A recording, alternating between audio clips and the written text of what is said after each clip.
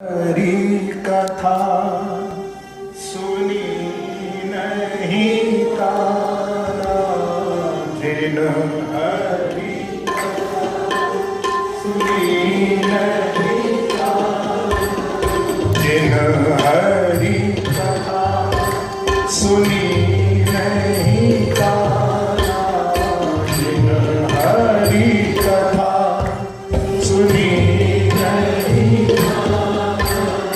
श्रवण रंध्र आहि भवन समाना, श्रवण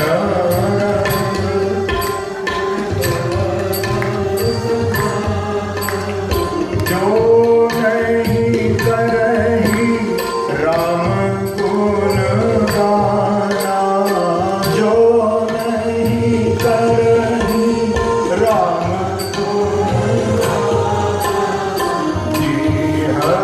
समाना,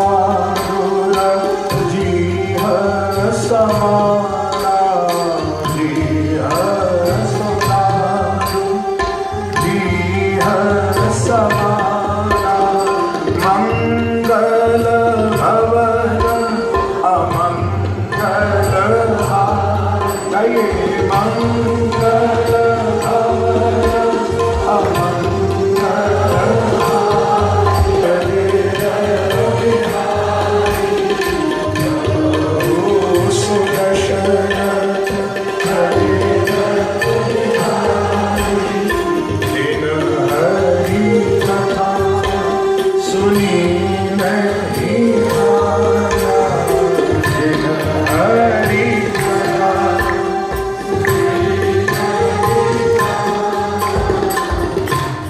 श्रवण रंध्र अहि भवन।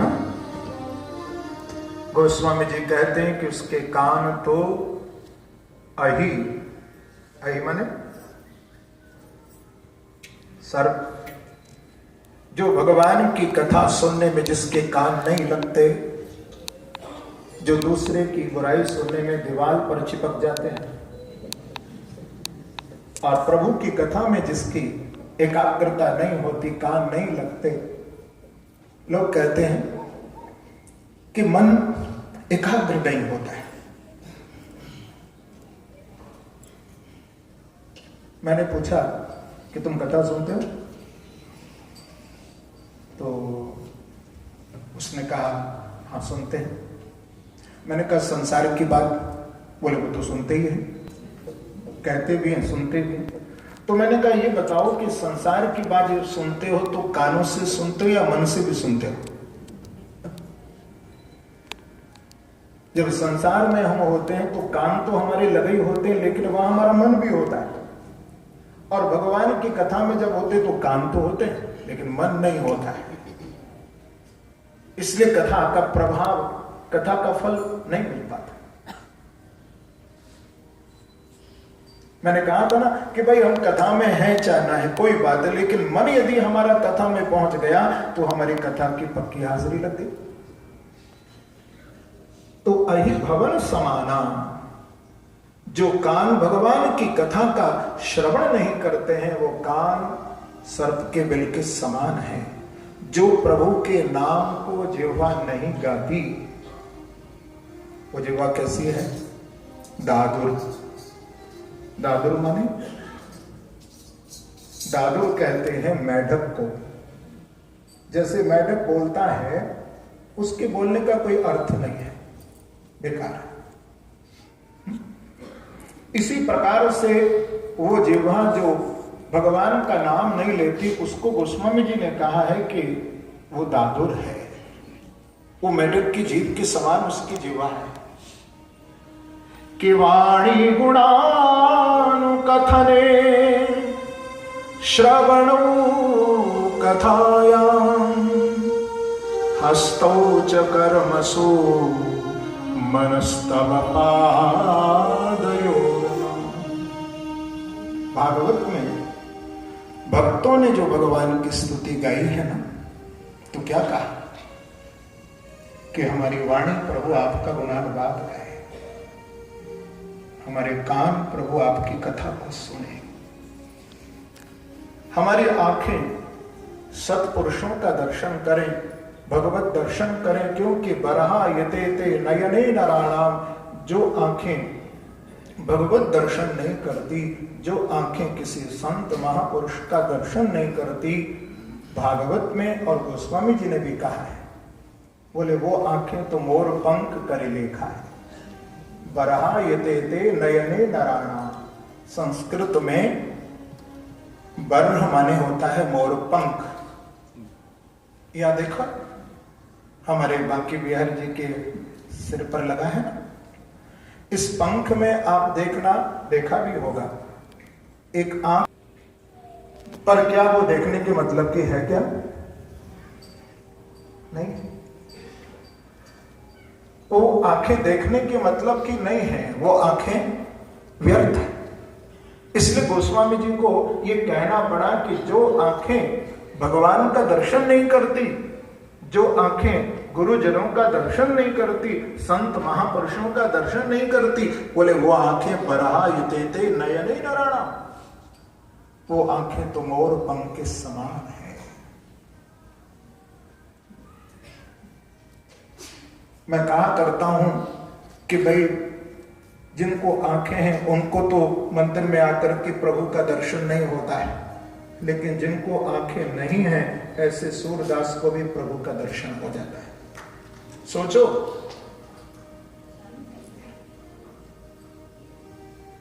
मैं ये बात कभी कभी कथा में कहा करता हूं कि एक बार हम वृंदावन में कथा कर रहे थे और वृंदावन में वो बड़ा सुंदर स्थान है, परम पूज्य प्रातः स्मरणीय ब्रह्मलीन स्वामी श्री गंगेश्वरानंद जी महाराज श्रोत मुनि निवास आश्रम। अब तो वो नहीं है, 111 वर्ष की आयु में उन्होंने अपना शरीर छोड़ा था और भारत के बहुत बड़े महापुरुष संत थे जिन्होंने पूरे विश्व में वेद की स्थापना की थी। तो उनके आश्रम में होली पर प्रतिवर्ष श्रीमद् भागवत हमारा होता था। एक बार हम भागवत की कथा करके शाम के समय मैं बिहारी जी के मंदिर की ओर जा रहा था तो कुछ भक्त लोग दर्शन करके लौट रहे थे। ये बिल्कुल सत्य बनी हुई बात है। तो मुझे उन्होंने देखा तो हमको प्रणाम किया। तो मैंने उनको पूछा कि आप कहां से आ रहे हैं?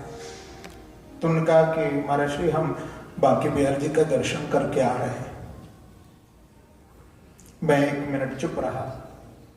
फिर मैंने उनको कहा कि बिल्कुल सच बात कह रहे हैं कि आप बिहारी जी का दर्शन करके आ रहे हो? तो उन्होंने कहा महाराज इसमें झूठ बोलने की बात ही क्या है,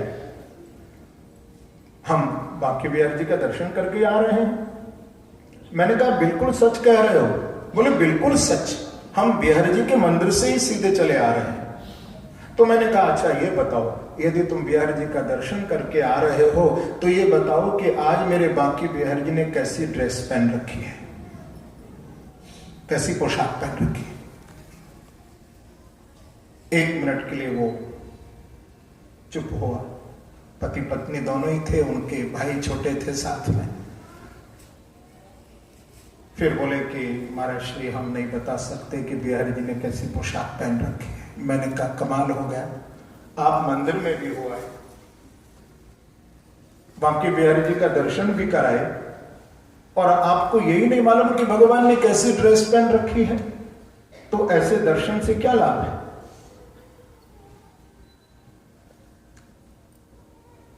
कहने का अभिप्राय यह है कि वो आंखें,